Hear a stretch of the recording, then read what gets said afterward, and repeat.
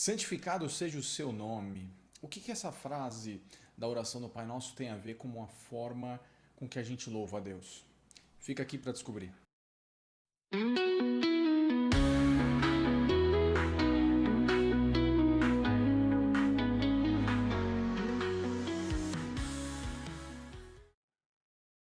Olá, tudo bem? Eu sou o Fábio Liucci e esse é o canal Unção e Salvo.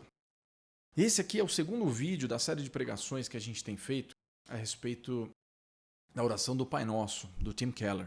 Tá? E se você está chegando aqui pela primeira vez, eu quero te passar uma recomendação aqui para você assistir o primeiro vídeo que fala a respeito da frase Pai Nosso. Tá aqui na descrição ao lado. Então vamos lá. A pregação de hoje, como eu falei, ela tem como tema a segunda frase da oração do Pai Nosso, que é o santificado seja o teu nome. Essa oração está em Mateus 6. Então, para começar, nós vamos fazer uma leitura do capítulo 63 do livro de Salmos, dos versículos 1 até o versículo 11. O Salmo 63 inteiro, tá? Esse é um salmo de Davi quando ele estava no deserto, fugindo, tá? Deserto de Judá.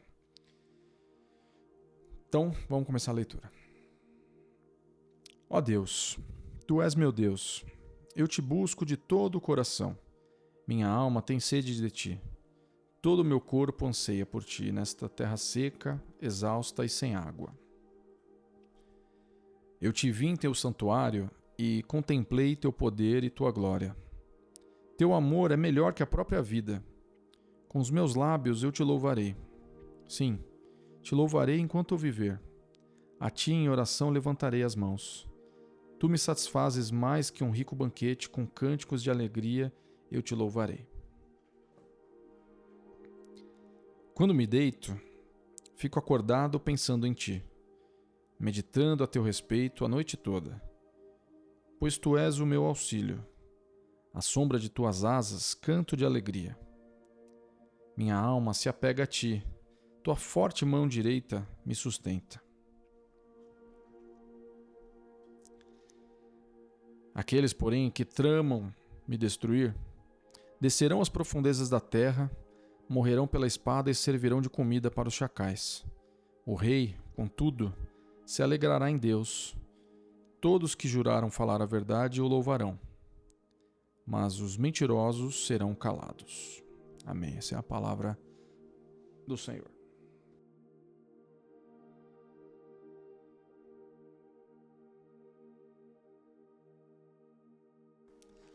Bom, se você viu o último vídeo, você já sabe que essa é uma série de pregações do Tim Keller. Tá? Então a gente está falando a respeito do tema da oração. Então, mais precisamente, hoje a gente vai falar sobre a segunda frase da oração do Pai Nosso. Tá? E a ideia desses vídeos é que a gente pegue frase por frase da oração do Pai Nosso e a gente vá ali lendo o texto bíblico e tentando entender os ensinamentos práticos para a nossa vida e a quantidade de coisas que a gente tem em cada frase dessa oração. É fantástico, a gente fica surpreso. Então, santificado seja o teu nome. No vídeo original do Tim Keller, está em inglês, a palavra usada é hallowed, que em português traduzido bem diretamente é santificado, né? E por definição, essa palavra serve para tratar algo como sagrado. E qualquer estudioso do passado que já tentou explicar o que isso significa, tá?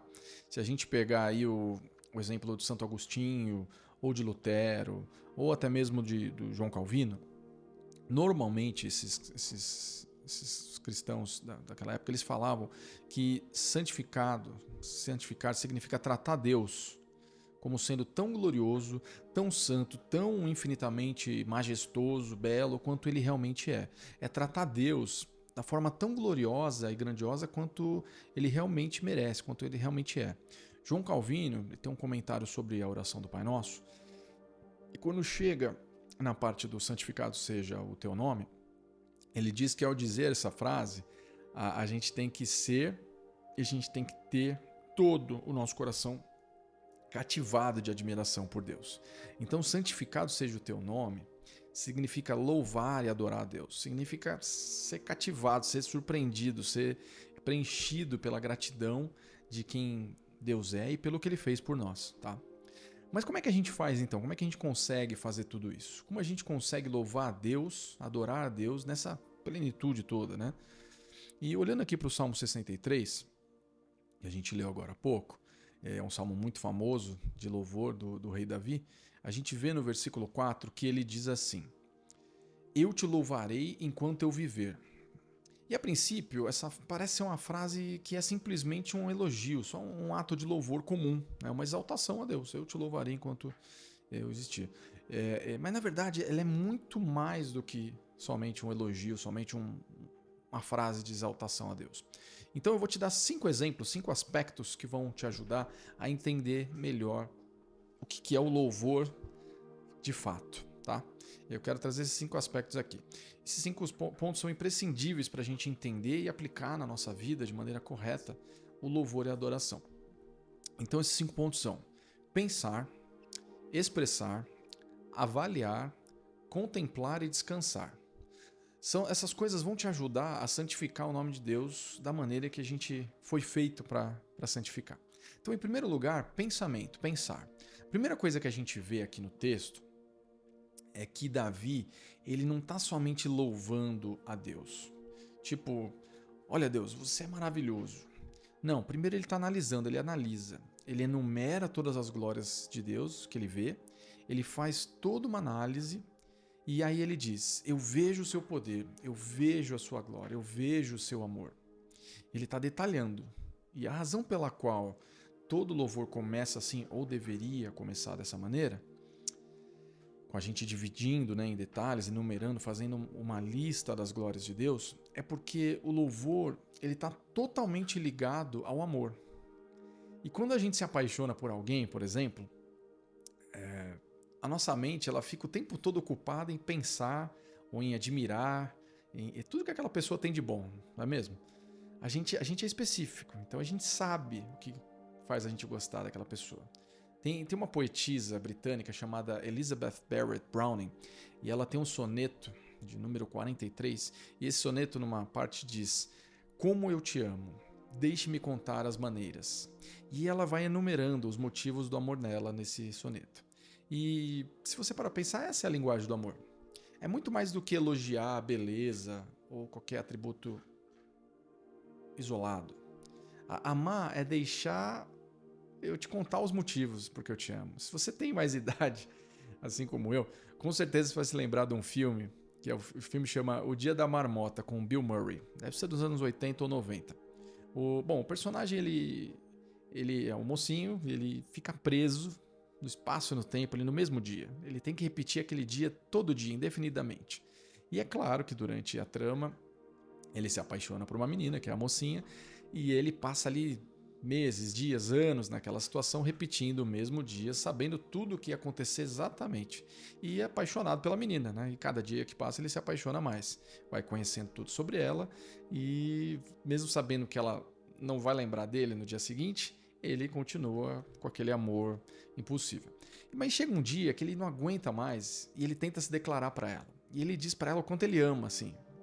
E aí ela fica maluca, ela fala: meu, você tá maluco, você não me ama, você nem me conhece, cara. E de repente ele olha para ela, aí é uma cena dramática de romance, e ele fala: claro que eu te conheço.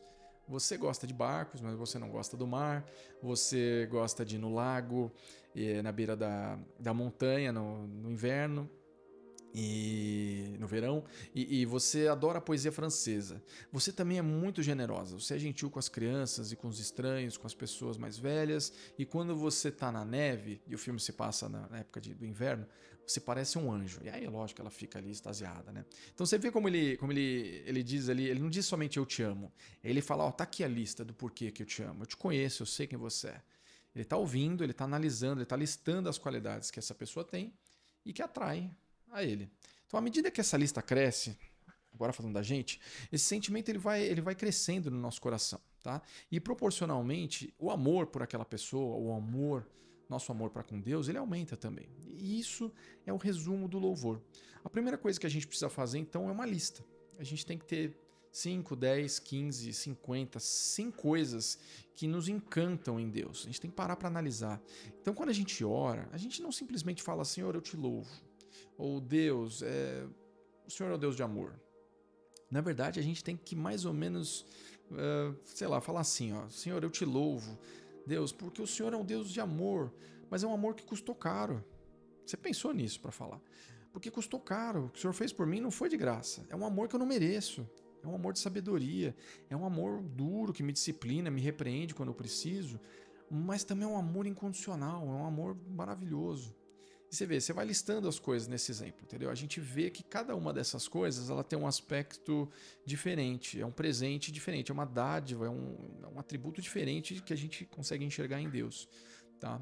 A respeito do amor de Deus para com a gente. Então, resumidamente aqui, a gente nunca vai conseguir louvar a Deus a menos que a gente pense bem em como louvá-lo.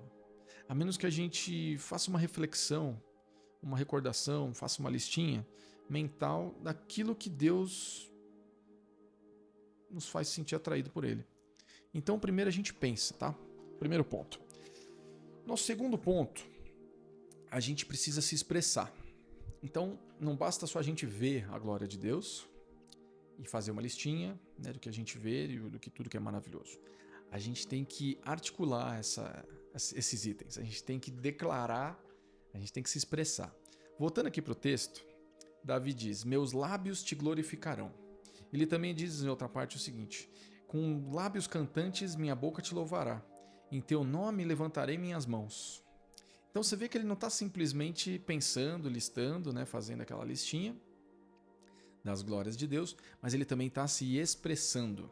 E você percebe que ele está se expressando de uma forma musical, então ele está expressando isso publicamente, com música. Os salmos têm muito disso, né, de músicas, a maioria dos salmos são músicas, e ele está falando isso abertamente, publicamente, expressando isso também corporalmente, então ele está levantando as mãos dele, e ele está falando sobre louvar a Deus na congregação, no meio de todo mundo, mostrar para todo mundo como Deus é grande. E agora eu vou te falar uma coisa que talvez você ainda não tenha entendido ou percebido no livro dos Salmos.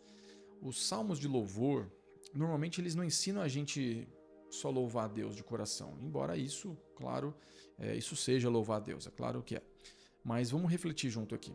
A gente pensou, certo? A gente viu os atributos, a gente viu as características de Deus que nos atraem, a gente listou todas elas e agora a gente conta para Ele diretamente sobre essas glórias, sobre essas coisas boas, e isso é louvar. Mas a gente pode fazer isso de coração, mas é impressionante como a Bíblia fala um pouco mais sobre isso, de como é importante a gente demonstrar isso com todas as nossas habilidades. Então você vê que ele falou, ele levantou as mãos, ele demonstra isso de várias formas. Então na Bíblia tem várias passagens falando para a gente louvar a Deus, por exemplo, com harpa e com tímpano, e louvando ele com música e com dança. E essas passagens dizem para a gente fazer com habilidade, fazer com tudo que a gente tem. Ou seja, a gente tem que fazer bem. Tem que ser, se é para fazer música, vamos fazer boa música. Se é para fazer, tem que ser bem tocado. Então, na minha lista, a gente vai fazer essa lista, a gente vai se expressar, mas além de tudo isso, a gente tem que fazer isso muito bem feito. Muito bem feito. Toda a excelência que as nossas limitações permitem, tá?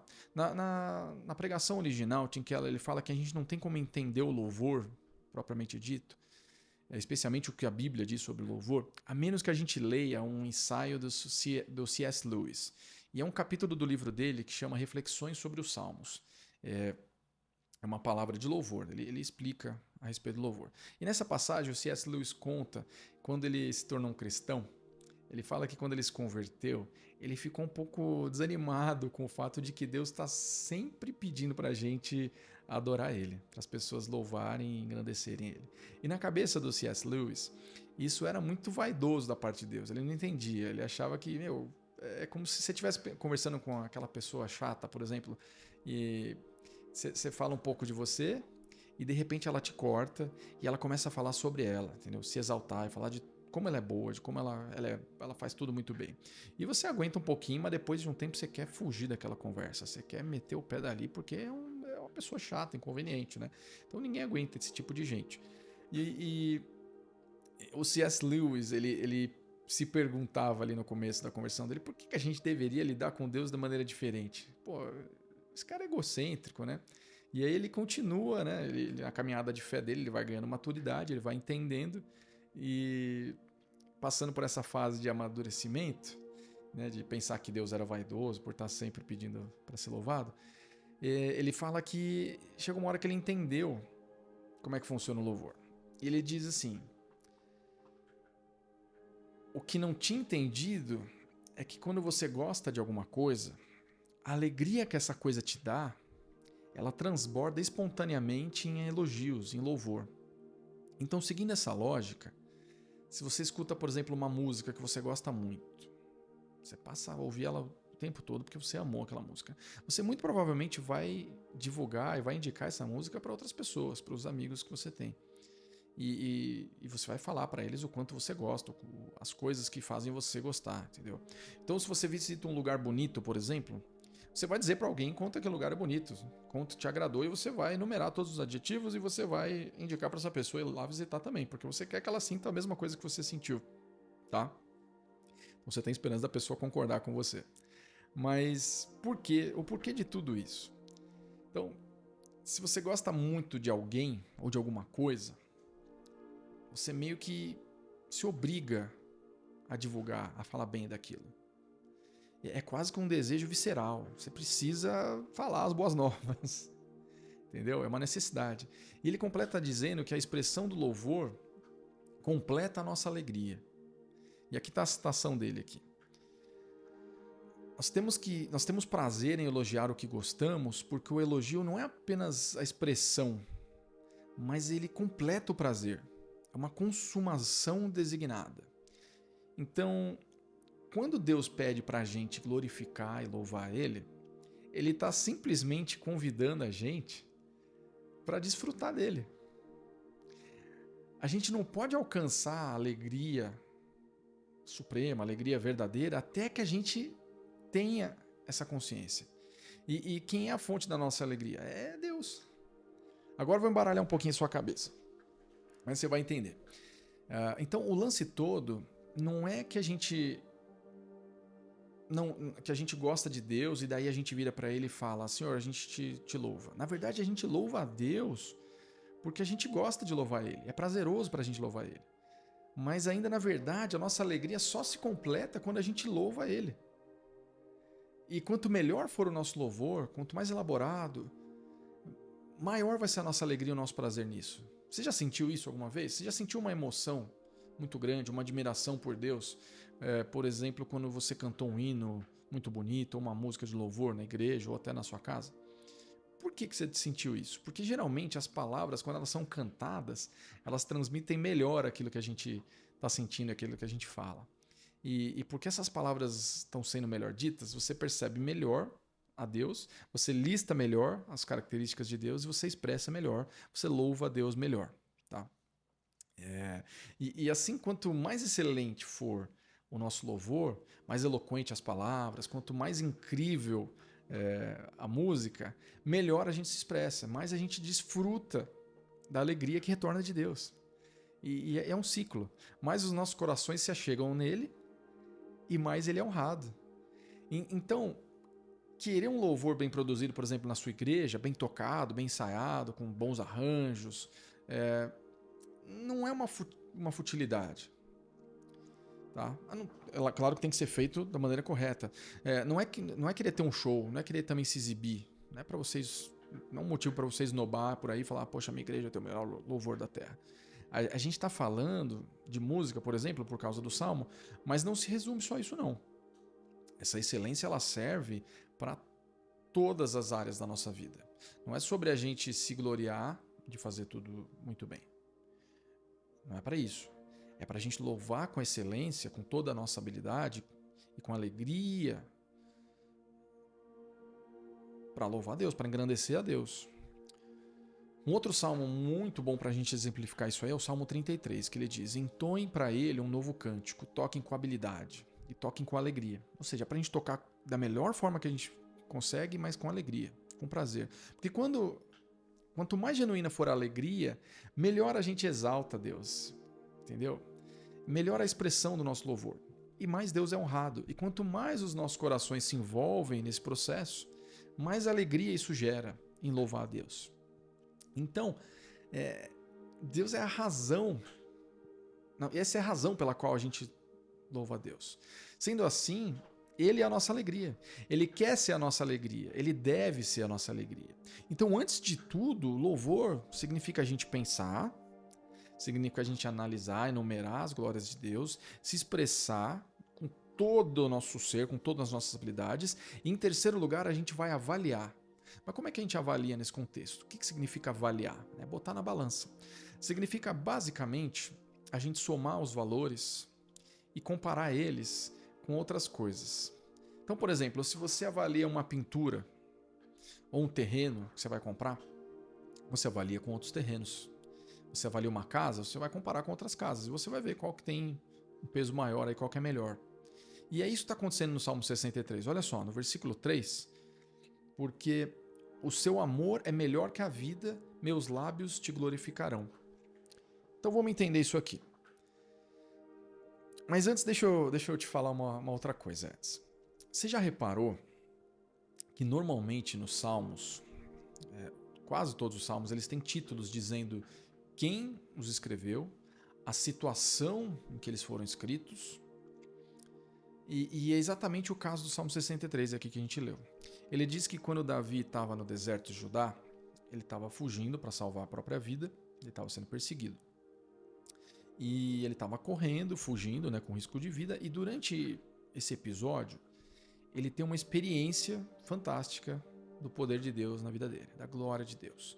E ele consegue enxergar o amor de Deus de uma tal maneira a ponto dele dizer que é mais importante ter o amor de Deus presente na vida dele do que até permanecer vivo fisicamente. Então ele fala o seguinte: seu amor é melhor que a vida. E isso é fantástico. Sabe o que isso significa?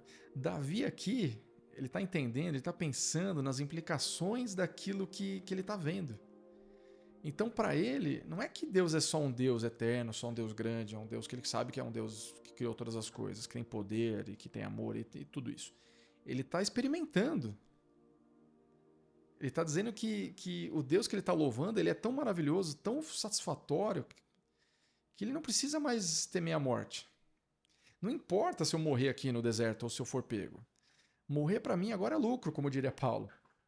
E essa satisfação suprema em Deus, ela nos dá coragem.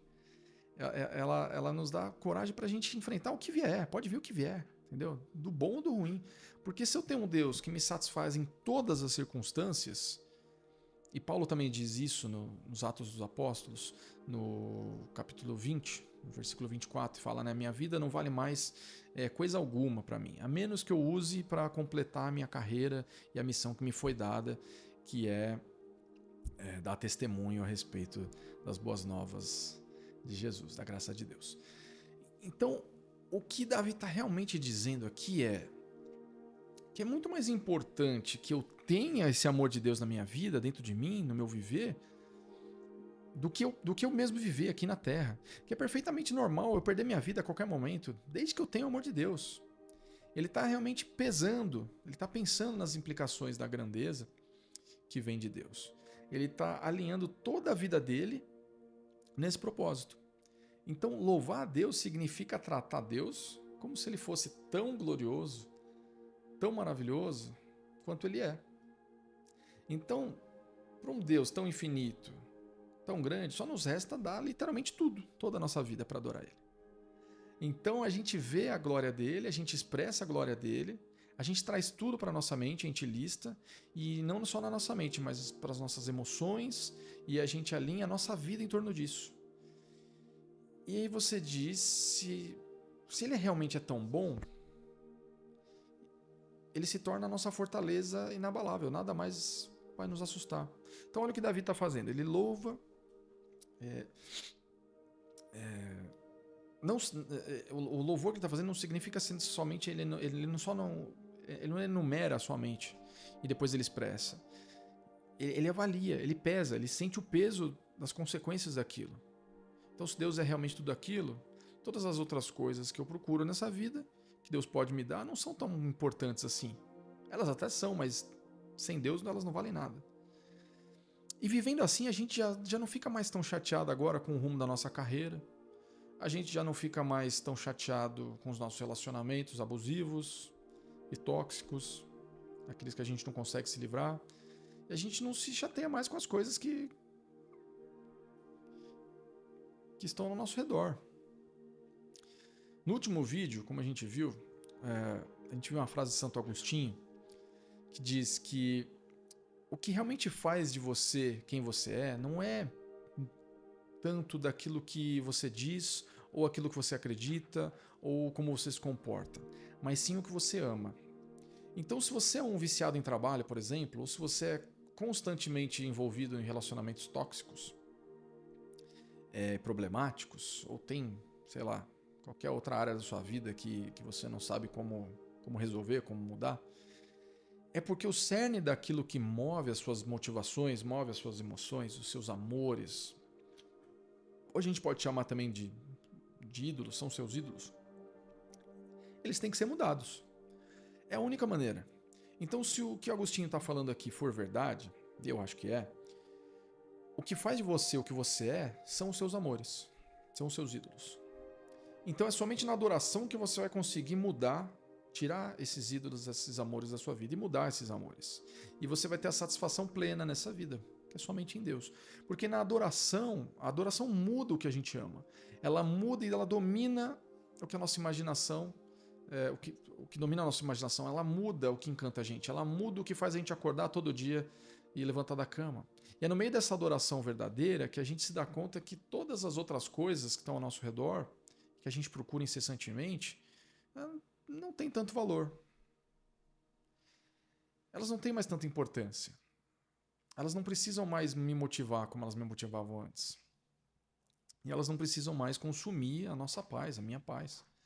Você vê como a adoração ela é uma mudança absoluta de mentalidade, de vida. Então, recapitulando, a gente fez o pensamento, a gente se expressou e a gente agora avaliou, a gente pesou.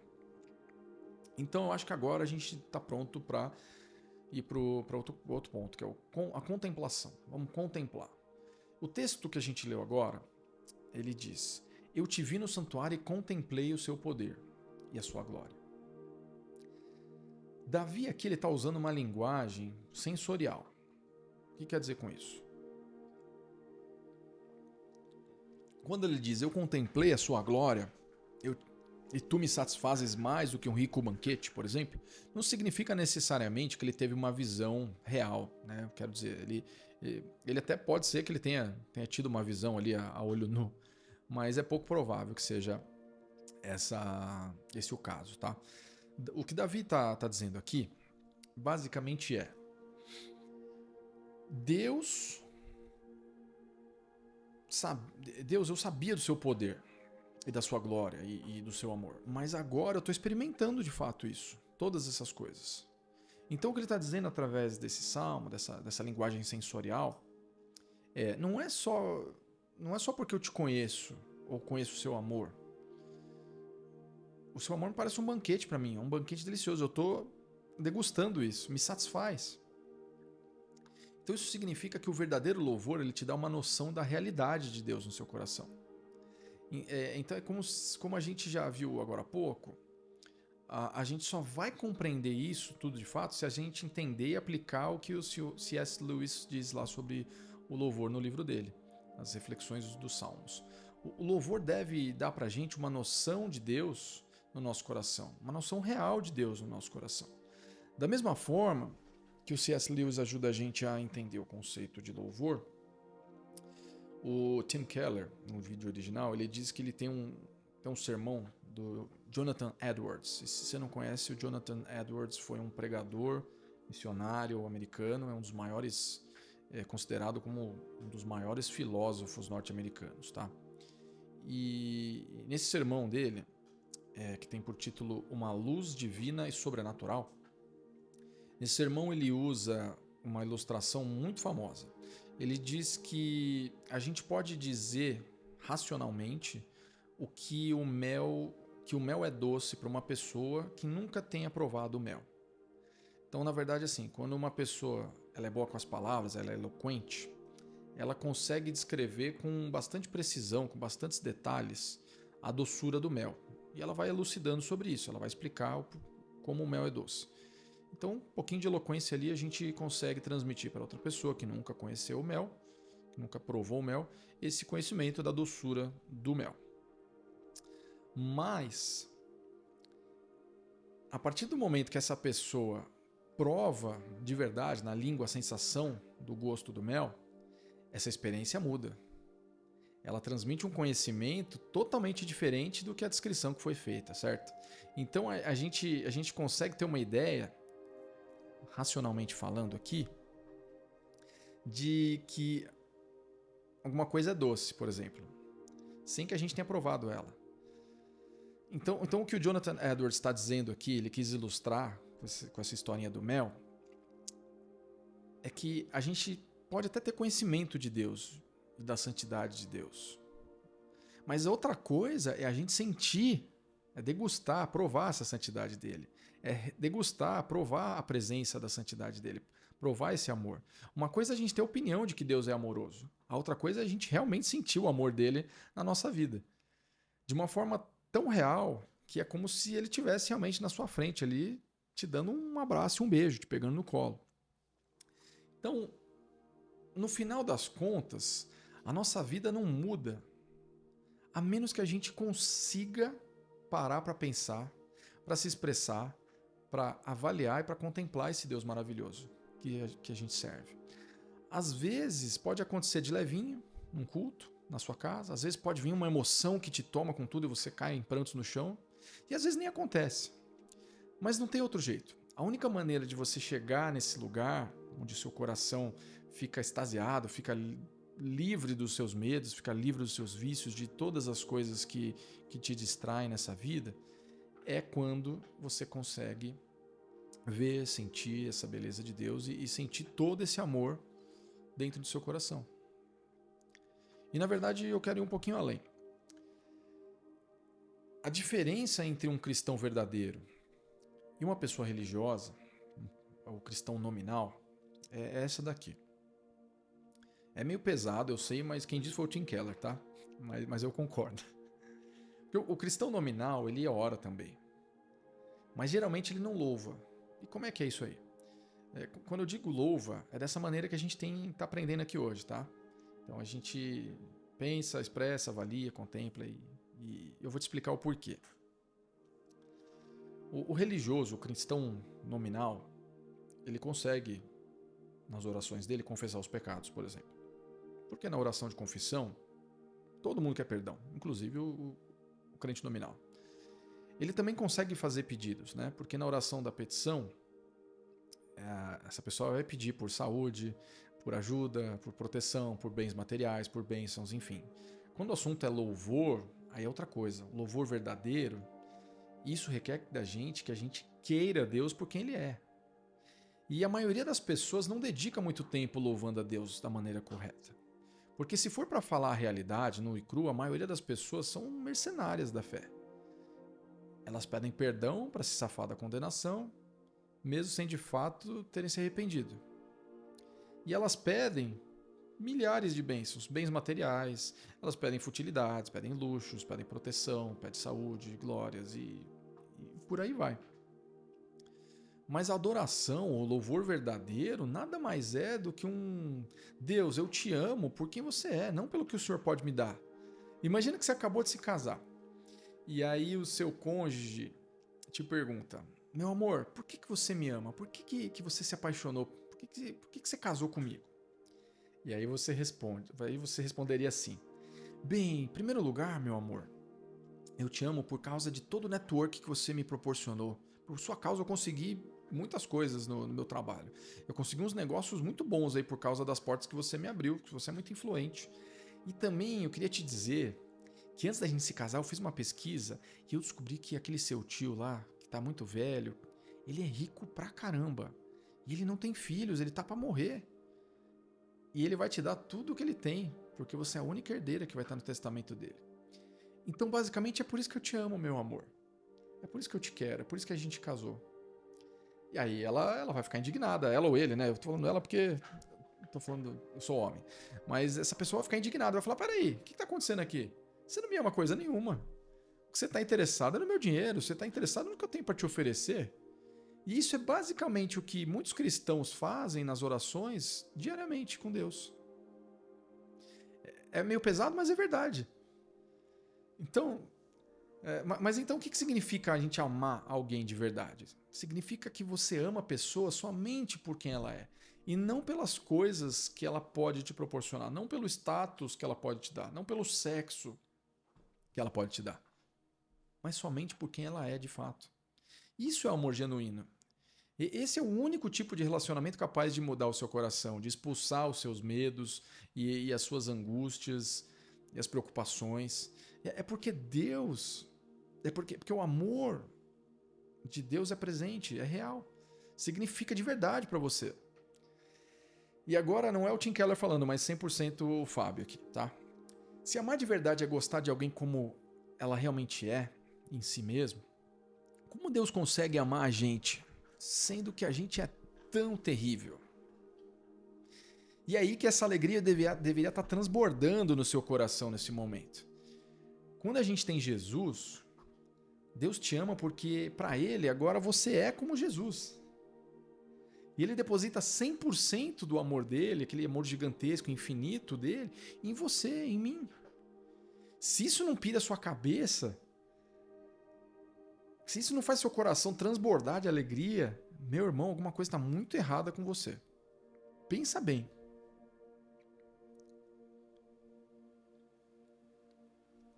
Mas vamos lá.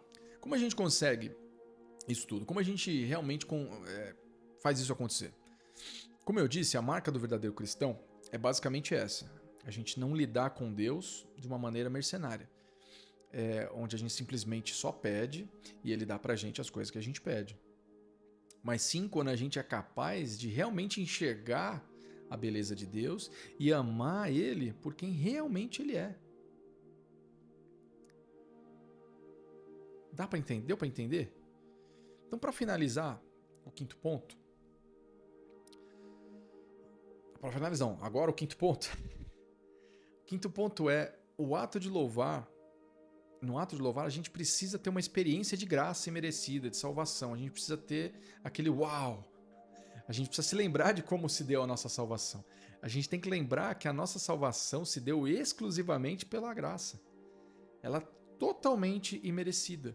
E é isso que vai fazer a gente se enxergar Deus em alguém que não é só útil para nos dar aquilo que a gente pede, mas que é alguém digno realmente de ser louvado. Ele é digno, ele é lindo, ele é perfeito, ele é maravilhoso em todos os sentidos. Ele é a fonte inesgotável de toda a felicidade na nossa vida. No título do Salmo 63, dependendo da sua tradução, vai estar mais ou menos assim. Salmo de Davi, quando ele estava no deserto de Judá. E no início, Davi usa um termo, sede de ti. Tá? Ele estava no deserto, fugindo para salvar a vida dele. E por quê? Tá? O Absalão, um dos filhos dele, deu basicamente um golpe de estado e estava tentando matar Davi para tomar o lugar dele, tomar o reino. Então Davi fugiu para o deserto. E você pode imaginar que tem, sei lá, você pode ter alguma ideia de como ele se sentiu quando ele fala algumas coisas aqui no texto. Davi sabia a razão pela qual a família dele estava tão bagunçada, né? E era em grande parte culpa dele mesmo. Isso remonta à época que Davi cometeu adultério, né, com Batseba e mandou matar o marido dela para ficar com ela. Isso foi exposto, foi um escândalo. E a família dele era uma zona, a família de Davi era uma bagunça, né? Todo mundo se odiava. Um dos filhos dele estuprou a irmã. Um outro filho matou o irmão. Então, a família de Davi era uma lambança, era uma bagunça. E ele tinha total certeza, ele tinha total convicção de que os pecados dele tinham uma parcela bem grande de culpa nisso tudo. E agora ele estava correndo para salvar a vida dele. E é muito curioso o que ele diz no final do versículo 11, no final do capítulo aí, né? Ele diz: o rei se alegrará em Deus. O rei se alegrará em Deus. Porque depois de ele ter cometido todos aqueles pecados, Davi entrou no tabernáculo para orar pensando ali que Deus tinha abandonado ele. O sentimento deve ter sido esse, de que Deus iria abandonar ele. E ele merecia isso, ele sabia que ele merecia ser abandonado, diante de todos os pecados, todas as mancadas que ele deu durante o percurso da vida dele. Deus deu tudo para Davi. E ele vai lá e mata o cara para ficar com a mulher dele. E agora ele estava sendo perseguido e recebendo exatamente o castigo que ele merecia. E ainda assim, quando ele chega lá no tabernáculo, ele diz no versículo 2: eu te vi em teu santuário e contemplei teu poder e tua glória. Teu amor é melhor que a própria vida. E a palavra hebraica para amor aqui, ela é muito importante no Antigo Testamento. Ela é geralmente traduzida como um amor inabalável, um amor constante. Então, refazendo a frase, ficaria mais ou menos assim: teu amor é constante, é inabalável, é melhor do que a vida.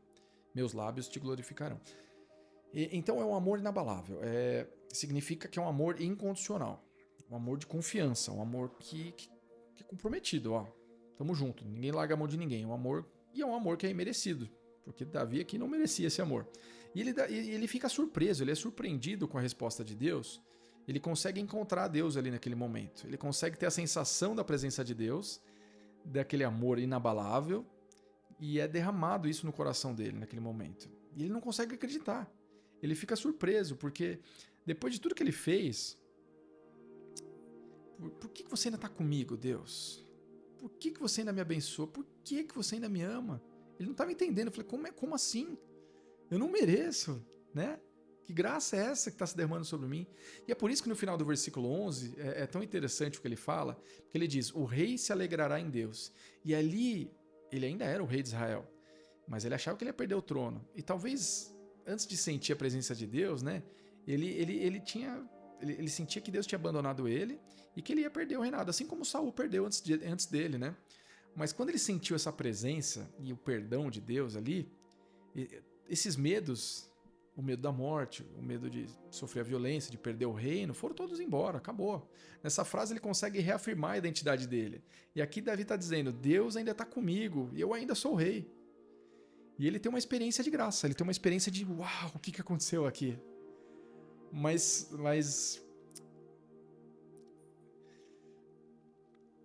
a gente tem um recurso muito melhor do que Davi hoje para entender tudo isso, do que ele tinha naquela época. Davi não sabia, mas a gente sabe. Porque Davi não sabia que ele ainda podia continuar amando, que Deus podia continuar amando ele apesar dos pecados dele. A gente entende por quê. Porque a gente tem Jesus. Mas Deus ainda pode nos amar apesar do nosso pecado. Ele ficou extasiado. Davi foi um rei que foi levado para o deserto por causa dos pecados dele. E mesmo assim Deus não abandonou ele. Mas séculos mais para frente, um dos descendentes dele, que foi Jesus, o rei dos reis, foi levado também para o deserto para ser tentado por Satanás. E ele foi crucificado fora do portão da cidade, excluído. Ele foi expulso, não pelos pecados dele, não porque ele tinha algum pecado, não porque ele merecia, mas pelos pecados de Davi, pelos pecados meus e teus. E nesse caso, Deus abandonou Jesus. Deus meu, por que me abandonaste? E por que Deus abandonou Jesus ali na cruz? Por que isso aconteceu? Porque ali Jesus estava recebendo o abandono que Davi deveria ter recebido ali no deserto, que eu e você merecíamos receber aqui nessa vida. Então lembrar de Jesus injustamente pagando o castigo pelos nossos pecados nos faz ter essa experiência de uau, por que eu não mereço? E é isso que vai fazer a gente enxergar em Deus alguém que não é só útil para dar para a gente aquilo que a gente quer, aquilo que a gente pede. Mas é alguém muito mais digno de ser louvado, é a fonte inesgotável de toda a nossa felicidade, de toda a nossa alegria, de toda a nossa esperança. Não sei se você já ouviu falar de uma mulher chamada Simone Weil. Ela foi uma intelectual judia da França que viveu no período da Segunda Guerra Mundial e ela sofria muito de enxaquecas. Então ela tinha enxaqueca demais. E uma das maneiras que ela encontrou para lidar com essas enxaquecas foi meditar em poesias. Ela gostava muito de poesia, ela aproveitou esse hobby dela para usar como recurso. Ela lia as poesias, ela meditava em cada palavra com calma. E ela estava meditando um dia numa poesia de um cara chamado George Herbert, que foi um poeta cristão do século XVII, ali bem mais antes da Segunda Guerra. E um dos seus poemas é chamado Amo, de número 3, ou seja, era o terceiro poema dele desse tema. Ele tinha o Amo 2.1, o 2 e esse era o 3. E nesse terceiro poema, ele retrata Jesus como um hospedeiro, um anfitrião de um hotel, uma hospedaria, e a alma humana como um viajante cansado. E Jesus pede para essa alma entrar e descansar para comer. E a alma fica dizendo, não sou digno. Não sou digno, eu vou ficar aqui fora mesmo. Eu sei onde eu tô e assim eu vou ficar. E no final do poema, a alma diz, deixe minha vergonha ir para onde ela merece. Mas daí Jesus fala, não, para com isso, cara. Eu carreguei a sua culpa. Então entra aqui, pode se servir, vem cá que eu vou te servir. Pode entrar, se senta aí, vem provar minha carne. E aí a alma concorda e ela senta à mesa e ela come. E enquanto a Simone Weil meditava sobre Jesus ter carregado, e eu descrevi esse poema muito porcamente aqui, mas quando ela medita sobre Jesus ter carregado a nossa culpa pelos nossos pecados, ela diz que naquele momento ela pôde sentir esse amor incondicional, que a gente vê no Salmo 63. Então ela diz, eu senti Cristo descer e tomar posse de mim. E dessa súbita posse de mim por Cristo, nem meus sentimentos, nem minha imaginação participaram, mas foi como a visão do rosto de um amigo. Então não foi algo que ela viu com os próprios olhos, mas também ela não estava imaginando. Foi real, ela sentiu aquilo de fato, ela estava sentindo no corpo dela aquilo. Ela literalmente experimentou o que Davi experimentou ali no tabernáculo. E o que eu e você podemos experimentar também. Se a gente enxergar Jesus carregando a culpa por nós, morrendo na cruz por nós, essa visão transforma Deus de uma pessoa que só serve para dar o que a gente pede, no ser mais fantástico, maravilhoso que existe. E a gente passa a adorar Ele por quem de fato Ele é. E esse é o verdadeiro louvor. E é claro que isso só vai acontecer de forma espontânea, plena, num futuro próximo. Mas é totalmente possível a gente conseguir desfrutar um pouquinho dessa delícia agora. Enquanto nós falamos em oração, santificado seja o teu nome, pensa um pouco a respeito de tudo isso. Tenta aplicar esse passo a passo. Você vai ver como vai mudar a sua visão a respeito do louvor. Santificado seja o teu nome. Vamos orar? Senhor nosso Pai, querido Deus, santificado seja o teu nome, porque o Senhor é um Deus maravilhoso, Pai, que nos deu graça quando a gente não merecia, que nos acolheu quando a gente merecia ser perseguido e morto, que nos aceitou de volta quando a gente se arrependeu e que nos surpreende a cada dia, Pai. A gente sabe que a plenitude dessa adoração, desse sentimento, só vai chegar mais pra frente, quando o Senhor nos chamar ou quando a sua volta acontecer e a gente for glorificado, mas que a gente possa sentir todos os dias a delícia que é te adorar, Pai. Te adorar pelo que o Senhor é, Pai. O Senhor é a razão e a fonte de toda a nossa alegria, Pai. E todas as outras coisas não têm mais tanta importância, porque o Senhor é o que nos completa, é o que nos sacia. Glórias sejam dadas ao Senhor, Pai, no nome santo do Cordeiro Jesus Cristo. Amém. Até a próxima.